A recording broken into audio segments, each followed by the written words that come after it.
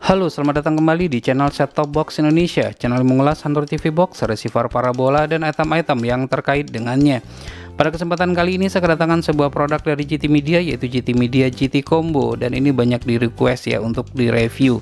Namun pada video kali ini kita akan men-unboxingnya terlebih dahulu, kemudian untuk video reviewnya akan dibuatkan secara terpisah. Baik, pertama kita akan lihat dulu boxnya sisi per sisi. Pertama kita lihat dulu pada sisi bagian atas. Pada sisi bagian atasnya ini kita dapat melihat tulisan GT Media dan ada tulisan 4K. Untuk resolusinya tentunya sesuai dengan yang kita lihat di sini, mendukung resolusi 4K. Untuk boxnya sendiri adalah seperti yang terlihat, ada tagline-nya juga All-in-One GT Combo. Dan perlu juga diketahui untuk GT Media GT Combo ini menggunakan operating systemnya itu adalah Android versi 9. Tidak hanya bisa digunakan sebagai receiver parabola saja, ini juga dapat digunakan untuk menangkap siaran televisi digital, dan kita pun juga dapat menginstal berbagai macam aplikasi berbasiskan Android tersebut layaknya sama seperti pada smartphone. Pada sisi bagian sampingnya adalah seperti yang terlihat, mendukung DVB-S S2X untuk multi-stream, kemudian T2 ini adalah untuk televisi digital. Pada bagian samping yang lain ini merupakan tampilan dari remote control yang digunakan. Untuk remote controlnya ini ternyata jika saya lihat di sini tidak hanya mendukung infrared learning function saja, namun juga memiliki konektivitasnya itu adalah menggunakan Bluetooth dan mendukung juga untuk voice assistant. Nanti akan kita cobakan pastinya. Kemudian untuk GT Media ini sama seperti produk yang lainnya, ini juga mendukung aplikasi GT Share. Aplikasi GT Share ini merupakan suatu aplikasi yang dapat kita install pada smartphone kita, maka kita dapat menonton tayangan televisi pada smartphone setelah kita mengkoneksikannya ke receiver ini. Kemudian pada bagian samping yang lain hanya terdapat tulisan GT Media saja, colorful inside of the world, dan ini merupakan pada sisi bagian bawahnya. Pada sisi bagian bawahnya ini yang membuat saya tertarik itu adalah kita mulai saja dari spesifikasinya. Seperti yang kita lihat di sini, untuk prosesornya menggunakan S905X3 dan RAM-nya adalah 2 GB, ROM-nya adalah 16 GB, mendukung dual band Wi-Fi 2,4 GHz dan 5 GHz. Cukup disayangkan sekali ya, saya tidak mempersalahkan prosesor yang digunakan, namun adalah RAM-nya 2 GB ini cukup kecil sebenarnya. Begitu juga dengan ROM-nya, storage-nya hanya 16 GB saja. Coba kalau seandainya ROM-nya ini adalah 32 GB dan RAM-nya adalah 4 GB, maka ini akan menjadi lebih powerful lagi. Tidak masalah dengan menggunakan prosesor S905X3 ini. Sementara untuk Android-nya, seperti yang saya katakan tadi, sudah menggunakan Android versi 9, kemudian mendukung aplikasi GT Play 4K, kemudian voice assistant, kemudian GT Share, PVR ready. Untuk smart card juga bisa kita gunakan. Untuk Bluetooth-nya sendiri masih belum menggunakan Bluetooth versi 5, masih menggunakan Bluetooth 4.1. Semoga saja tidak banyak delay-nya ya.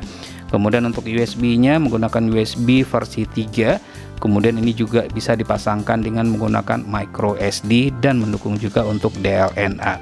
Untuk harganya sendiri di pasaran ini dijual di range harga Rp1.500.000 sampai dengan Rp1.800.000. Jadi bisa dilihat saja nanti di marketplace yang sellernya yang harga termurah, silahkan diambil di situ saja. Baik, kita akan lihat kelengkapan apa saja yang kita dapatkan dalam paket penjualannya ini.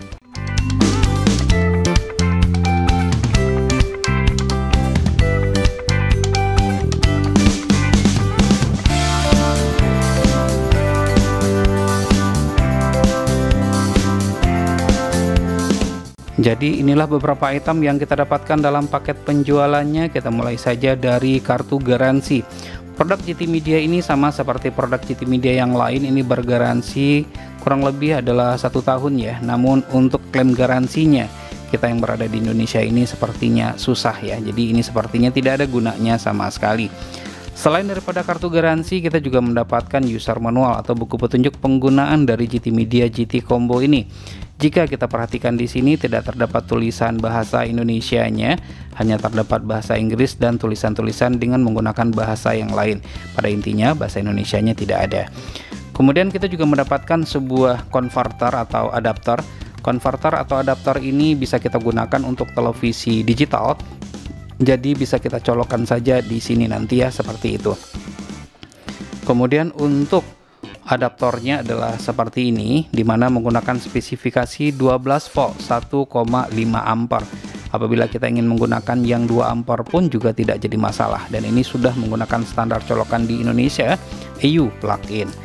Kemudian selanjutnya kita juga mendapatkan kabel HDMI. Namun kabel HDMI ini bukan merupakan kabel HDMI berkualitas baik, hanya kabel HDMI biasa saja. Jadi tidak ada salahnya kabel HDMI-nya diganti dengan kualitas yang lebih baik lagi. Kemudian untuk remote controlnya, desainnya adalah seperti yang terlihat kalau saya pegang seperti ini. Ini sangat enak ya pada saat dipegang dengan menggunakan tangan seperti ini. Untuk tombol-tombolnya sendiri juga cukup empuk. Namun seperti yang saya lihat di sini, tidak terdapat tombol untuk satelit. Kemudian kalau kita perhatikan pada sisi bagian atasnya ini merupakan tombol-tombol untuk televisi. Jadi bisa kita simpulkan di sini untuk remote controlnya ini mendukung untuk infrared learning function. Konektivitasnya sendiri bisa kita lakukan konektivitasnya dengan menggunakan Bluetooth seperti itu. Kemudian untuk baterai sama seperti remote-remote kebanyakan menggunakan 2 buah baterai AAA. Namun untuk baterainya ini tidak disertakan dalam paket penjualannya. Jadi ya harus dibeli secara terpisah. Dan inilah receiver dari GT Media GT Combo tersebut. Secara ukuran sih hanya satu telapak tangan saya saja ya, seperti ini. Tidak tipis juga, cukup tebal. Nah, tebalnya adalah seperti ini, kurang lebih ada sepertinya sekitar 3 cm ada. Untuk front panelnya adalah seperti yang terlihat, dan di bagian yang saya tunjuk ini merupakan adalah LED displaynya. Kemudian pada sisi bagian samping kanan hanya terdapat sebuah slot untuk micro SD saja. Sementara untuk samping bagian kirinya terdapat port USB versi 3 dan untuk smart card atau kartu tayang. Dan ini merupakan sisi bagian belakangnya. Terdapat port untuk LNB in parabola, antena in untuk televisi digital, HDMI, LAN port, dan USB. Untuk port USB ini adalah USB versi 2 saja, kemudian SPDIF atau Toslink, dan port untuk adaptor. Dan ini merupakan pada sisi bagian bawahnya, terdapat di sini ventilasi udara ya. Untuk sisi bagian atasnya sendiri adalah seperti ini, juga terdapat ventilasi udara dan tulisan GT Media. Dikelilingi dengan bis seperti ini ya, warnanya itu adalah orange. Hitamnya ini adalah hitam doff, bukan merupakan hitam glossy. Baik, pada video kali ini seperti yang saya katakan tadi hanya video unboxing saja. Untuk video reviewnya akan dibuatkan video tersendiri. Terima kasih atas perhatiannya. Jangan lupa untuk terus mensupport channel ini cukup dengan cara subscribe, share ke teman-temannya, dan tekan lonceng agar selalu mendapatkan notifikasi video terbaru. Terima kasih, sampai ketemu lagi di video berikutnya.